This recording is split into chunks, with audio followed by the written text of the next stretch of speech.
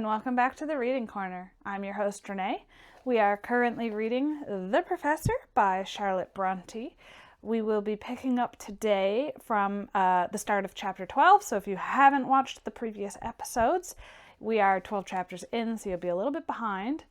And we will definitely be reading more French in this book, so I apologize because I am only a beginner learning French, but I don't think that's any reason to not share the joys of this story overall. So be kind in the comments. I am doing my best, but without further ado, let's jump into it. Chapter 12. Daily, as I continued my attendance at the seminary of Mademoiselle Reuter, did I find fresh occasions to compare the ideal with the real. What had I known of female character previously to my arrival at Brussels? Precious little. And what was my notion of it? Something vague, slight, gauzy, glittering. Now, when I came in contact with it, I found it to be a palpable substance enough. Very hard, too, sometimes, and often heavy. There was metal in it, both lead and iron. Let the idealists, the dreamers about earthly angel and human flowers, just look here while I open my portfolio and show them a sketch or two, penciled after nature. I took these sketches in the second-class schoolroom of Mademoiselle Reuter's establishment, where about 100 specimens of the genus jeune fille, collected together, offered a fertile variety of subject. A miscellaneous assortment they were, differing both in caste and country, as I sat on my estrade and glanced over the long range of desks I had under my eye, French, English, Belgians, Austrians, and Prussians. The majority belonged to the class bourgeois, but there were many countesses. There were the daughters of 2 generals and of several colonels, captains, and government employés. These ladies sat side by side with young females destined to be demoiselles de magasin, and with some flamands, genuine aborigines of the country. In dress all were nearly similar, and in manners there was small difference. Exceptions there were to the general rule, but the majority gave the tone to the establishment, and that tone was rough, boisterous, masked by a point-blank disregard of all forbearance towards each other or their teachers, an eager pursuit by each individual of her own interest and convenience, and a coarse indifference to the interest and convenience of everyone else. Most of them could lie with audacity when it appeared advantageous to do so.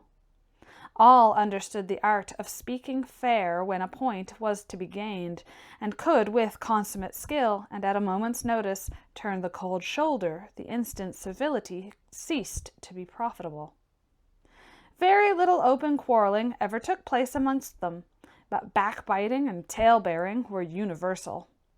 Close friendships were forbidden by the rules of the school, and no one girl seemed to cultivate more regard for another than was just necessary to secure a companion when solitude would have been irksome. They were each and all supposed to have been reared in utter unconsciousness of vice. The precautions used to keep them ignorant, if not innocent, were innumerable. How was it, then, that scarcely one of those girls, having attained the age of 14, could look a man in the face with modesty and propriety? An air of bold, impudent flirtation, or a loose, silly leer, was sure to answer the most ordinary glance from a masculine eye. I know nothing of the arcana of the Roman Catholic religion, and I am not a bigot in matters of theology, but I suspect the root of this precocious impurity, so obvious, so general in popish countries, is to be found in the discipline, if not the doctrines, of the Church of Rome. I record what I have seen. These girls belonged to what are called the respectable ranks of society. They had all been carefully brought up, yet was the mass of them mentally depraved. So much for the general view. Now for 1 or 2 selected specimens. The first picture is a full length of Aurelia Coslow, a German Fraulein, or rather a half-breed between German and Russian. She is 18 years of age and has been sent to Brussels to finish her education. She is of middle size, stiffly made, body long, legs short, bust much developed but not compactly molded, waist disproportionately compressed by an inhumanly braced corset. Dress carefully arranged, large feet tortured into small bottines, head small, hair smoothed, braided, oiled, and gummed to perfection. Very low forehead, very diminutive and vindictive gray eyes, somewhat Tartar features, rather flat nose, rather high cheekbones, yet the ensemble not positively ugly, tolerably good complexion. So much for person. As to mind, deplorably ignorant and ill-informed, incapable of writing or speaking correctly even German, her native tongue, a dunce in French, and her attempts at learning English a mere farce. Yet she has been at school 12 years. But as she invariably gets her exercises, of every description, done by a fellow pupil, and reads her lessons off a book concealed in her lap, it is not wonderful that her progress has been so snail-like. I do not know what Aurelia's daily habits of life are, because I have not the opportunity of observing her at all times. But from what I see of the state of her desk, books, and papers, I should say she is slovenly, and even dirty. Her outward dress, as I have said, is well attended to, but in passing behind her bench, I have remarked that her neck is gray for want of washing, and her hair, so glossy with gum and grease, is not such as one feels tempted to pass the hand over, much less to run the fingers through. Aurelia's conduct in class, at least when I am present, is something extraordinary, considered as an index of girlish innocence. The moment I enter the room, she nudges her next neighbor and indulges in a half-suppressed laugh. As I take my seat on the estrade, she fixes her eye on me. She seems resolved to attract and, if possible, monopolize my notice. To this end, she launches at me all sorts of looks, languishing, provoking, leering, laughing. As I am found quite proof against this sort of artillery, for we scorn what, unasked, is lavishly offered, she has recourse to the expedient of making noises. Sometimes she sighs, sometimes groans, sometimes utters inarticulate sounds for which language has no name.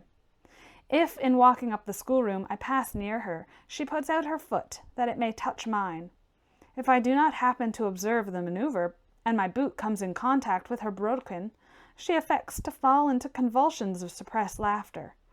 If I notice the snare and avoid it, she expresses her mortification in sullen muttering, where I hear myself abused in bad French, pronounced with an intolerable, low German accent.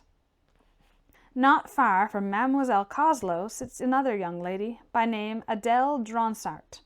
This is a Belgian, rather low of stature, in form heavy, with broad waist, short neck and limbs, good red and white complexion, features well chiseled and regular, well-cut eyes of a clear brown color, light brown hair, good teeth, age not much above 15, but as full-grown as a stout young Englishwoman of 20. This portrait gives the idea of a somewhat dumpy but good-looking damsel, does it not?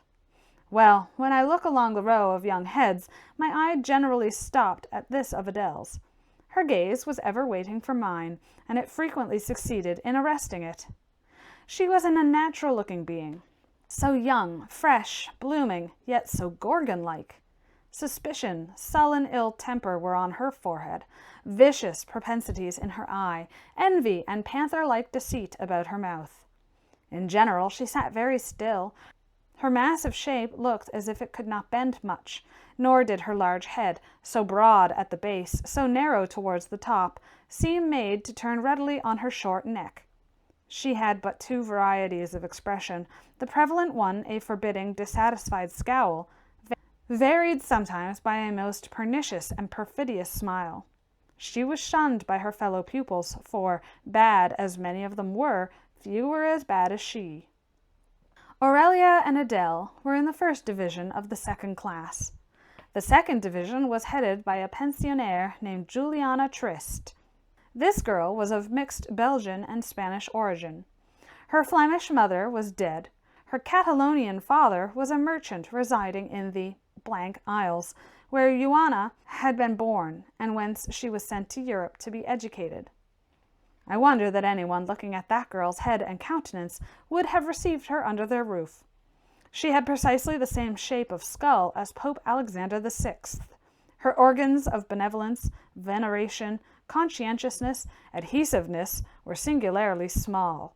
Those of self-esteem, firmness, destructiveness, combativeness, preposterously large.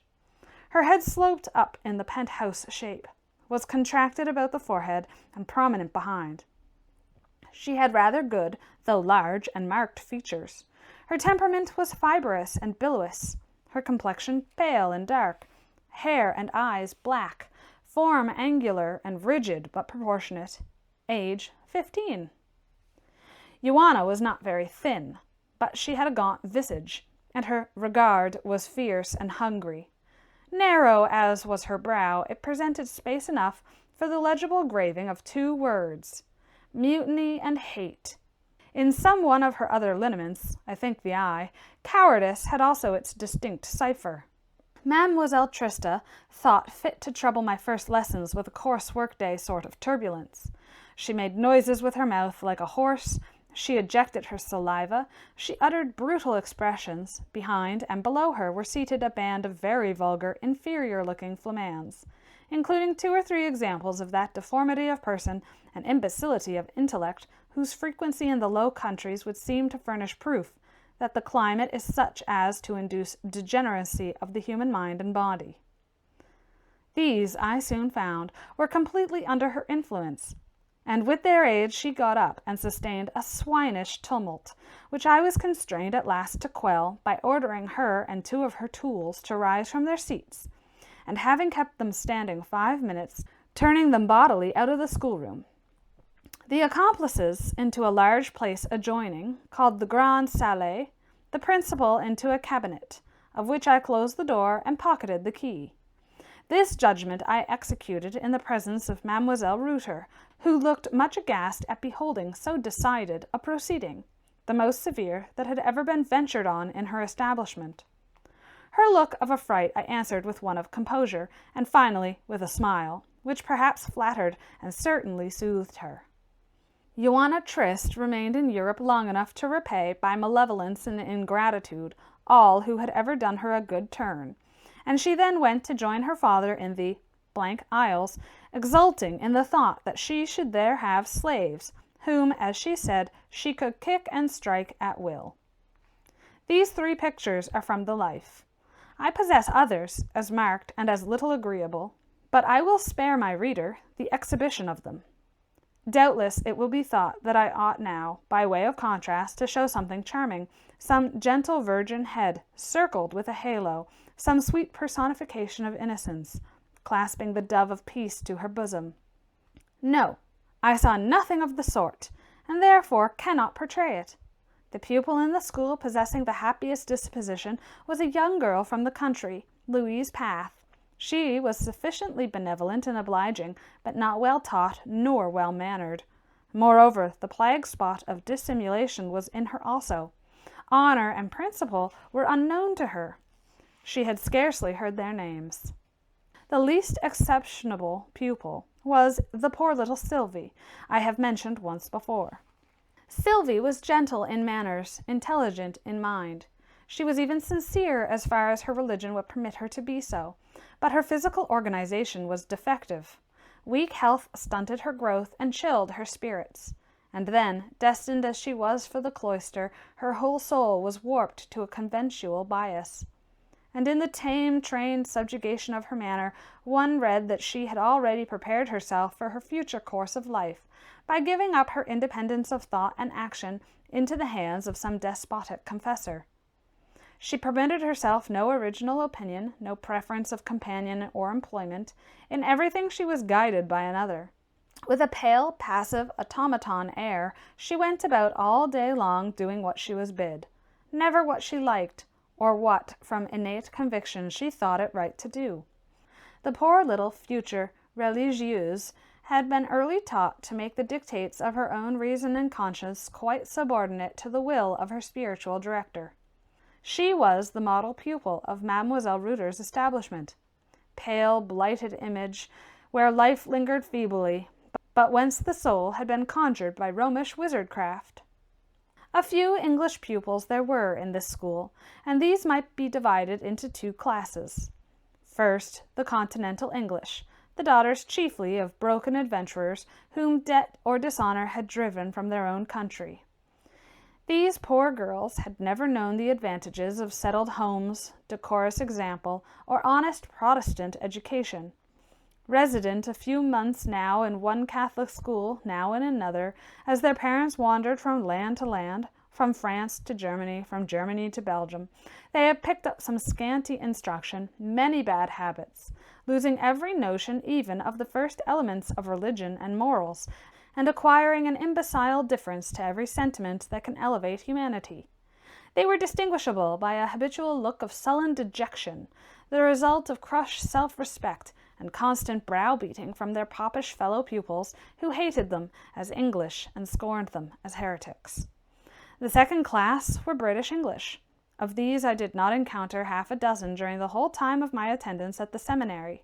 Their characteristics were clean but careless dressed, ill-arranged hair compared with the tight and trim foreigners, erect carriage, flexible figures, white and taper hands, features more irregular but also more intellectual than those of the Belgians, grave and modest countenances, a general air of native propriety and decency. But this last circumstance alone I could at a glance distinguish the daughter of Albion and nursling of Protestantism from the foster child of Rome, the protégé of Jesuitry. Proud, too, was the aspect of these British girls. At once envied and ridiculed by their continental associates, they warded off insult with austere civility, and met hate with mute disdain. They eschewed company-keeping, and in the midst of numbers seemed to dwell isolated. The teachers presiding over this mixed multitude were 3 in number, all French. Their names, Mademoiselle Zéphine, Pélagie, and Suzette. The 2 last were commonplace personages enough. Their look was ordinary, their manner was ordinary, their temper was ordinary, their thoughts, feelings, and views were all ordinary. Were I to write a chapter on the subject, I could not elucidate it further. Zéphine was somewhat more distinguished in appearance and deportment than Pélagie and Suzette, but in character genuine Parisian coquette, perfidious, mercenary, and dry-hearted. A 4th maitresse I sometimes saw, who seemed to come daily to teach needlework, or netting, or lace-mending, or some such flimsy art. But of her I never had more than a passing glimpse, as she sat in the carré, with her frames and some dozen of the elder pupils about her. Consequently, I had no opportunity of studying her character, or even of observing her person much. The latter, I remarked, had a very English air for a maitresse. Otherwise, it was not striking. Of character, I should think she possessed but little, as her pupils seemed constantly en revolt against her authority. She did not reside in the house. Her name, I think, was Mademoiselle Henri.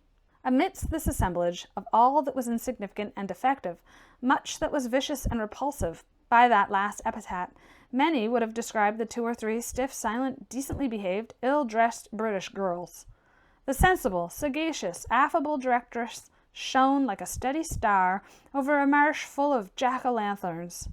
Profoundly aware of her superiority, she derived an inward bliss from that consciousness which sustained her under all the care and responsibility inseparable from her position. It kept her temper calm, her brow smooth, her manner tranquil. She liked, as who would not, on entering the schoolroom, to feel that her sole presence sufficed to diffuse that order and quiet which all the remonstrances and even commands of her underlings frequently failed to enforce. She liked to stand in comparison, or rather contrast, with those who surrounded her, and to know that in personal as well as mental advantages she bore away the undisputed palm of preference. The 3 teachers were all plain. Her pupils she managed with such indulgence and address taking always on herself the office of recompenser and eulogist, and abandoning to her subalterns every invidious task of blame and punishment, that they all regarded her with deference, if not with affection. Her teachers did not love her, but they submitted because they were her inferiors in everything. The various masters who attended her school were each and all in some way or other under her influence. Over one she had acquired power by her skilful management of his bad temper, over another by little attentions to his petty caprices. A third she had subdued by flattery, a fourth, a timid man, she kept in awe by a sort of austere decision of mien. Me she still watched, still tried by the most ingenious tests. She roved round me, baffled yet persevering. I believe she thought I was like a smooth and bare precipice, which offered neither jutting stone, nor tree root, nor tuft of grass to aid the climber. Now she flattered with exquisite tact, now she moralized, now she tried how far I was accessible to mercenary motives. Then she disported on the brink of affection, knowing that some men are won by weakness. Anon she talked excellent sense, aware that others have the folly to admire judgment. I found it at once pleasant and easy to evade all these efforts. It was sweet, when she thought me nearly won, to turn round and to smile in her very eyes, half scornfully, and then to witness her scarcely veiled, though mute, mortification. Still she persevered, and at last, I am bound to confess it, her finger essaying, proving every atom of the casket, touched its secret spring, and for a moment the lid sprung open. She laid her hand on the jewel within. Whether she stole or broke it, or whether the lid shut again with a snap on her fingers, read on, and you shall know. It happened that I came one day to give a lesson when I was indisposed. I had a bad cold and a cough. 2 hours' incessant talking left me very hoarse and tired. As I quitted the schoolroom and was passing along the corridor, I met Mademoiselle Reuter. She remarked with an anxious air that I looked very pale and tired. Yes, I said, I was fatigued. And then, with increased interest, she rejoined, You shall not go away till you've had some refreshment. She persuaded me to step into the parlor, and was very kind and gentle while I stayed. The next day she was kinder still. She came herself into the class to see that the windows were closed, and that there was no draught. She exhorted me with friendly earnestness not to overexert myself when I went away. She gave me her hand unasked, and I could not but mark, by a respectful and gentle pressure, that I was sensible to the favor and grateful for it. My modest demonstration kindled a little merry smile on her countenance. I thought her almost charming.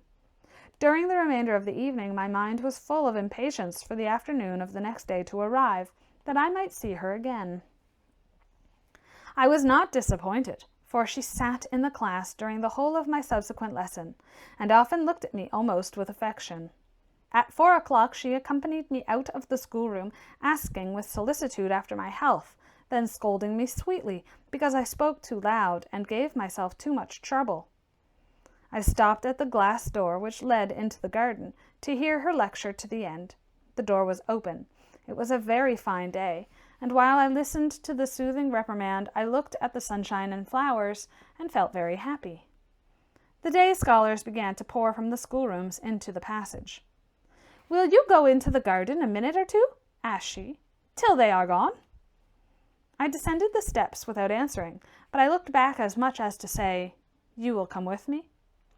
In another minute, I and the directress were walking side by side down the alley bordered with fruit trees, whose white blossoms were then in full blow, as well as their tender green leaves. The sky was blue, the air still. The May afternoon was full of brightness and fragrance. Released from the stifling class, surrounded with flowers and foliage, with a pleasing, smiling, affable woman at my side, how did I feel? Why, very enviably. It seemed as if the romantic visions my imagination had suggested of this garden, while it was yet hidden from me by the jealous boards, were more than realized. And when a turn in the alley shut out the view of the house, and some tall shrubs excluded Monsieur Pelet's mansion and screened us momentarily from the other houses, rising amphitheater-like round this green spot, I gave my arm to Mademoiselle Reuter and led her to a garden chair nestled under some lilacs near. She sat down. I took my place at her side. She went on talking to me with that ease which communicates ease, and as I listened, a revelation dawned in my mind that I was on the brink of falling in love. The dinner bell rang, both at her house and Monsieur Pelet's. We were obliged to part. I detained her a moment as she was moving away. "I want something," said I. "What?" asked Zoraide naively. "Only a flower." "Gather it, then, or 2, or 20, if you like." "No, 1 will do, but you must gather it and give it to me." "What a caprice!" she exclaimed, but she raised herself on her tiptoes, and plucking a beautiful branch of lilac, offered it to me with grace. I took it and went away, satisfied for the present and hopeful for the future. Certainly that May day was a lovely one, and it closed in a moonlight night of summer warmth and serenity. I remember this well, for having sat up late that evening, correcting devoirs, and feeling weary and a little oppressed with the closeness of my small room, I opened the often-mentioned boarded window, whose boards, however, I had persuaded old Madame Pelet to have removed since I had filled the post of professor in the Pensionnat de Demoiselles, as from that time it was no longer inconvenient for me to overlook my own pupils at their sports. I sat down in the window seat, rested my arms on the sill, and leaned out. Above me was the clear obscure of a cloudless night sky. Splendid moonlight subdued the tremulous sparkle of the stars. Below lay the garden, varied with silvery luster and deep shade, and all fresh with dew. A grateful perfume exhaled from the closed blossoms of the fruit tree. Not a leaf stirred. The night was breezeless. My window looked directly down upon a certain walk of Mademoiselle Reuter's garden, called l'Allée défendue, so named because the pupils were forbidden to enter it on account of its proximity to the boys' school. It was here that the lilacs and laburnums grew especially thick. This was the most sheltered nook in the enclosure. Its shrubs screened the garden chair where that afternoon I had sat with the young directress. I need not say that my thoughts were chiefly with her as I leaned from the lattice and let my eye roam, now over the walks and borders of the garden, now along the many-windowed front of the house which rose white beyond the masses of foliage. I wondered in what part of the building was situated her apartment, and a single light shining through the persiennes of one crozet seemed to direct me to it. "She watches late," thought I, for it must now be near midnight. "She is a fascinating little woman," I continued in voiceless soliloquy. "Her image forms a pleasant picture in memory. I know she is not what the world calls pretty. No matter, there is harmony in her aspect, and I like it. Her brown hair, her blue eye, the freshness of her cheek, the whiteness of her neck, all suit my taste. Then I respect her talent. The idea of marrying a doll or a fool was always abhorrent to me.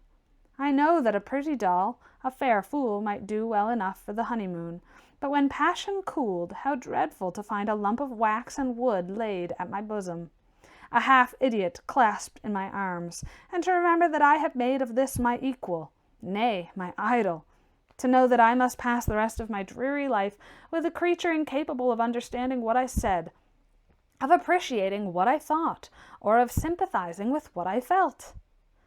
Now, Zoraide Reuter, thought I, has tact, caractère, judgment, discretion. Has she heart? What a good, simple little smile played about her lips when she gave me this branch of lilacs. I have thought her crafty, dissembling, interested sometimes, it is true, but may not much that looks like cunning and dissimulation in her conduct be only the efforts made by a bland temper to traverse quietly perplexing difficulties?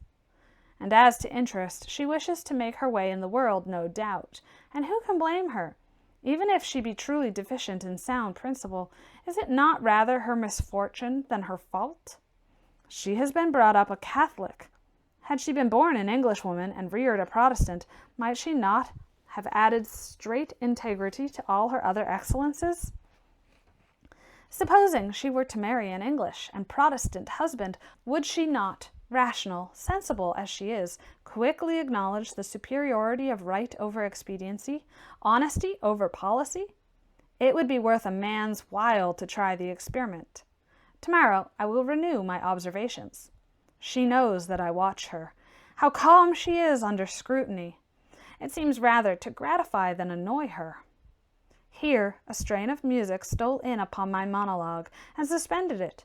It was a bugle, very skilfully played, in the neighborhood of the park, I thought, or on the Place Royale. So sweet were the tones, so subduing their effect at that hour, in the midst of silence and under the quiet rain of moonlight, I ceased to think, that I might listen more intently. The strain retreated, its sound waxed fainter and was soon gone. My ear prepared to repose on the absolute hush of midnight once more. No. What murmur was that which, low and yet near and approaching nearer, frustrated the expectation of total silence? It was someone conversing. Yes, evidently, an audible though subdued voice spoke in the garden immediately below me. Another answered. The first voice was that of a man, the second that of a woman. And a man and a woman I saw coming slowly down the alley. Their forms were at first in shade. I could but discern a dusk outline of each, but a ray of moonlight met them at the termination of the walk, when they were under my very nose, and revealed very plainly, very unequivocally, Mademoiselle Zoraide Reuter, arm in arm, or hand in hand, I forget which, with my principal, confidant and counselor, Monsieur Francois Palais. And Monsieur Palais was saying, "À quand donc le jour de noces, mon bien-ami?" And Mademoiselle Reuter answered, "Mais François, tu sais bien qu'il me serait impossible de me marier avant les vacances." "June, July, August, a whole quarter!" exclaimed the director. "How can I wait so long, I who am ready even now to expire at your feet with impatience?" "Ah, if you die, the whole affair will be settled without any trouble about notaries and contracts. I shall only have to order a slight mourning dress, which will be much sooner prepared than the nuptial trousseau." "Cruel Zoraide! You laugh at the distress of one who loves you so devotedly as I do. My torment is your sport. You scruple not to stretch my soul on the rack of jealousy, for deny it as you will, I am certain you have cast encouraging glances on that schoolboy Crimsworth. He has presumed to fall in love, which he dared not have done unless you had given him room to hope." "What do you say, Francois? Do you think Crimsworth is in love with me?" "Over head and ears." "Has he told you so?" "No, but I see it in his face. He blushes whenever your name is mentioned." A little laugh of exulting coquetry announced Mademoiselle Reuter's gratification at this piece of intelligence, which was a lie, by the by. I had never been so far gone as that, after all. Monsieur Palais proceeded to ask what she intended to do with me, intimating pretty plainly, and not very gallantly, that it was nonsense for her to think of taking such a blanc bec as a husband, since she must be at least 10 years older than I. Was she then 32? I should not have thought it. I heard her disclaim any intentions on the subject.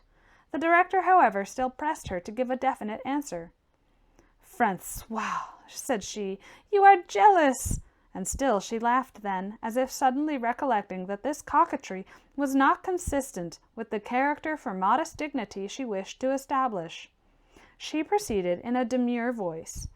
"Truly, my dear Francois, I will not deny that this young Englishman may have made some attempts to ingratiate himself with me, but so far from giving him any encouragement, I have always treated him with as much reserve as it was possible to combine with civility.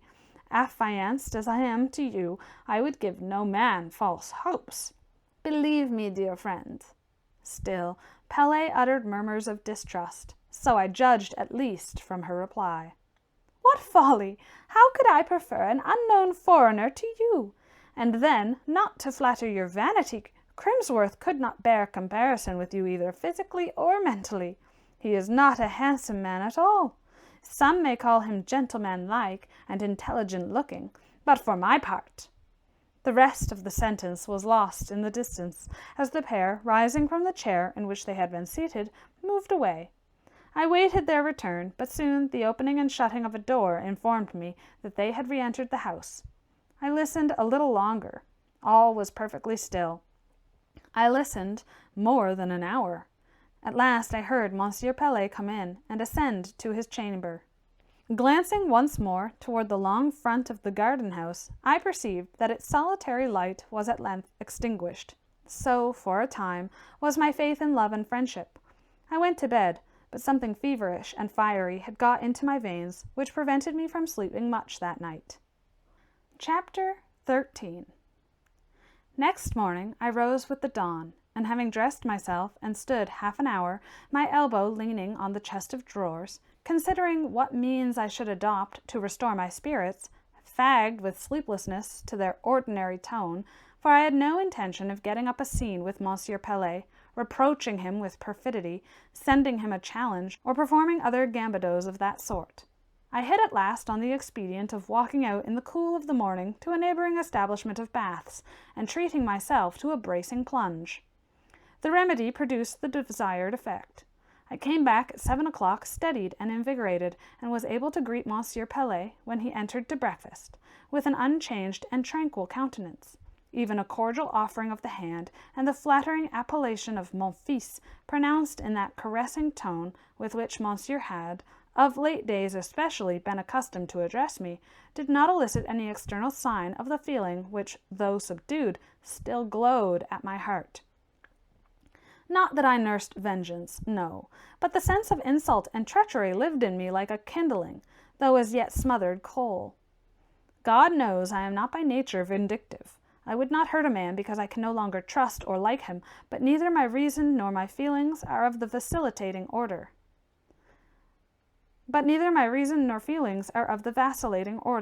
They are not of that sand-like sort where impressions, if soon made, are as soon effaced.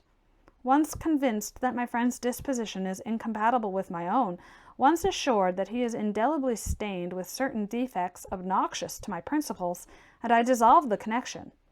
I did so with Edward. As to Pelet, the discovery was yet new. Should I act thus with him? It was the question I placed before my mind as I stirred my cup of coffee with a half pistolet. We never had spoons. Pelet, meantime, being seated opposite, his pallid face looking as knowing and more haggard than usual, his blue eye turned, now sternly on his boys and ushers, and now graciously on me.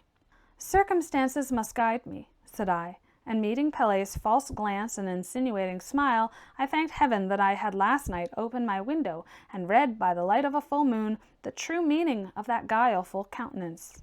I felt half his master, because the reality of his nature was now known to me. Smile and flatter as he would, I saw his soul lurk behind his smile, and heard in every one of his smooth phrases a voice interpreting their treacherous import. But Zoraide Reuter?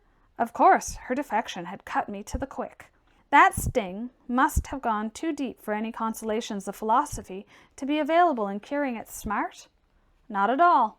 The night fever over, I looked about for balm to that wound also, and found some nearer home than at Gilead.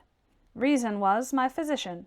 She began by proving that the prize I had missed was of little value. She admitted that, physically, Zoraide might have suited me, but affirmed that our souls were not in harmony, and that discord must have resulted from the union of her mind and mine. She then insisted on the suppression of all repining, and commanded me rather than to rejoice that I had escaped a snare. Her medicament did me good. I felt its strengthening effect when I met the directress the next day. Its stringent operation on the nerves suffered no trembling, no faltering.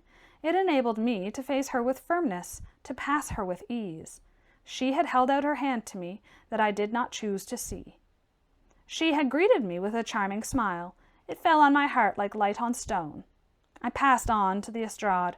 She followed me. Her eye, fastened on my face, demanded of every feature the meaning of my changed and careless manner. I will give her an answer, thought I. And, meeting her gaze full, arresting, fixing her glance, I shot into her eyes from my own a look where there was no respect, no love, no tenderness, no gallantry, where the strictest analysis could detect nothing but scorn, hardihood, irony. I made her bear it and feel it. Her steady countenance did not change, but her color rose, and she approached me as if fascinated. She stepped onto the estrade and stood close by my side. She had nothing to say. I would not relieve her embarrassment, and negligently turned over the leaves of a book. "I hope you feel quite recovered today," at last she said in a low tone. "And I, mademoiselle, hope that you took no cold last night in consequence of your late walk in the garden." Quick enough of comprehension, she understood me directly. Her face became a little blanched, a very little, but no muscle in her rather marked features moved, and calm and self-possessed she retired from the estrade, taking her seat quietly at a little distance and occupying herself with netting a purse. I proceeded to give my lesson. It was a composition, i.e., I dictated certain general questions of which the pupils were to compose the answers from memory, access to books being forbidden. While Mademoiselles Eulalie, Hortense, Caroline, etc. were pondering over the string of rather abstruse grammatical interrogatories I had propounded, I was at liberty to employ the vacant half-hour in further observing the directress herself. The green silk purse was progressing fast in her hands. Her eyes were bent upon it. Her attitude, as she sat netting within 2 yards of me, was still yet guarded. In her whole person were expressed at once, and with equal clearness, vigilance and repose, a rare union. Looking at her, I was forced, as I had often been before, to offer her good sense, her wondrous self-control, the tribute of involuntary admiration. She had felt that I had withdrawn from her my esteem. She had seen contempt and coldness in my eye, and to her, who coveted the approbation of all around her, who thirsted after universal good opinion, such discovery must have been an acute wound. I had witnessed its effect in the momentary pallor of her cheek unused to vary. Yet how quickly, by dint of self-control, had she recovered her composure. With what quiet dignity she now sat, almost at my side, sustained by her sound and vigorous sense, no trembling in her somewhat lengthened, though shrewd, upper lip, no coward shame on her austere forehead.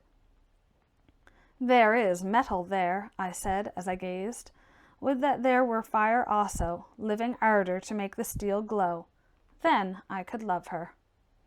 Presently I discovered that she knew I was watching her, for she stirred not, she lifted not her crafty eyelid. She had glanced down from her netting to her small foot, peeping from the soft folds of her purple merino gown. Thence her eye reverted to her hand, ivory white, with a bright garnet ring on the forefinger, and a light frill of lace round the waist. With a scarcely perceptible movement she turned her head, causing her nut-brown curls to wave gracefully. In these slight signs I read that the wish of her heart, the design of her brain, was to lure back the game she had scared. A little incident gave her the opportunity of addressing me again. While all was silence in the class, silence but for the rustling of copybooks and the travelling of pens over their pages, a leaf of the large folding door, opening from the hall unclosed, admitting a pupil who, after making a hasty obeisance, ensconced herself with some appearance of trepidation, probably occasioned by her entering so late, in a vacant seat at the desk nearest the door. Being seated, she proceeded, still with an air of hurry and embarrassment, to open her cabas, to take out her books, and while I was waiting for her to look up in order to make out her identity, for short-sighted as I was, I had not recognized her at her entrance, Mademoiselle Reuter, leaving her chair, approached the estrade. "Monsieur Crimsworth," said she in a whisper, for when the schoolrooms were silent the directress always moved with velvet tread, and spoke in the most subdued key, enforcing order and stillness fully by much as example as precept. "Monsieur Crimsworth, that young person who has just entered wishes to have the advantage of taking lessons with you in English. She is not a pupil of the house. She is, indeed, in one sense, a teacher, for she gives instruction in lace-mending, and in little varieties of ornamental needlework. She very properly proposes to qualify herself for a higher department of education, and has asked permission to attend your lessons in order to perfect her knowledge of English, in which language she has, I believe, already made some progress. Of course it is my wish to aid her in an effort so praiseworthy. You will permit her, then, to benefit by your instruction, n'est-ce pas, monsieur?" and Mademoiselle Reuter's eyes were raised to mine with a look at once naive, benign, and beseeching. I replied, "Of course," very laconically, almost abruptly. "Another word," she said with softness. "Mademoiselle Henri has not received a regular education. Perhaps her natural talents are not of the highest order, but I can assure you of the excellence of her intentions and even the amiability of her disposition. Monsieur will then, I am sure, have the goodness to be considerate with her at first, and not expose her backwardness, her inevitable deficiencies before the young ladies, who in a sense are her pupils. Will Monsieur Crimsworth favour me by attending to this hint?" I nodded. She continued with subdued earnestness. "Pardon me, monsieur, if I venture to add that what I have just said is of importance to the poor girl. She already experiences great difficulty in impressing these giddy young things with a due degree of deference for her authority, and should that difficulty be increased by new discoveries of her incapacity, she might find her position in my establishment too painful to be retained, a circumstance I should much regret for her sake, as she can ill afford to lose the profits of her occupation here." Mademoiselle Reuter possessed marvellous tact, but tact the most exclusive, unsupported by sincerity, will sometimes fail of its effect. Thus, on this occasion, the longer she preached about the necessity of being indulgent to the governess-pupil, the more impatient I felt as I listened. I discerned so clearly that while her professed motive was a wish to aid the dull though well-meaning Mademoiselle Henri, her real one was no other than to design to impress me with an idea of her own exalted goodness and tender considerateness. So, having again hastily nodded assent to her remarks, I obviated their renewal by suddenly demanding the compositions in a sharp accent, and stepping from the estrade, I proceeded to collect them. As I passed the governess-pupil, I said to her, "You have come in too late to receive a lesson today. Try to be more punctual next time." I was behind her, and could not read in her face the effect of my not very civil speech. Probably I should not have troubled myself to do so, had I been full in front, but I observed that she immediately began to slip her books into her cabas again, and presently, after I had returned to the estrade, while I was arranging the mass of compositions, I heard the folding door again open and close, and on looking up, I perceived her place vacant. I thought to myself, she will consider her first attempt at taking a lesson in English something of a failure, and I wondered whether she had departed in the sulks, or whether stupidity had induced her to take my words too literally, or finally, whether my irritable tone had wounded her feelings. The last notion I dismissed almost as soon as I had conceived it, for, not having seen any appearance of sensitiveness in any human face since my arrival in Belgium, I had begun to regard it almost as a fabulous quality. Whether her physiognomy announced it, I could not tell, for her speedy exit had allowed me no time to ascertain the circumstance. I had, indeed, on 2 or 3 previous occasions caught a passing view of her, as I believe I have mentioned before. But I had never stopped to scrutinize either her face or person, and had but the most vague idea of her general appearance. Just as I had finished rolling up the compositions, the 4 o'clock bell rang. With my accustomed alertness in obeying that signal, I grasped my hat and evacuated the premises. And that is where we will leave off for today. Yay for me! Hardly any French in this chapter. These chapters. I managed to get through with a little bit of grace. Join me next time for the continuation of The Professor. We're just about halfway through, a little over maybe. So come back for the next episode. I'll be seeing you guys later. Bye!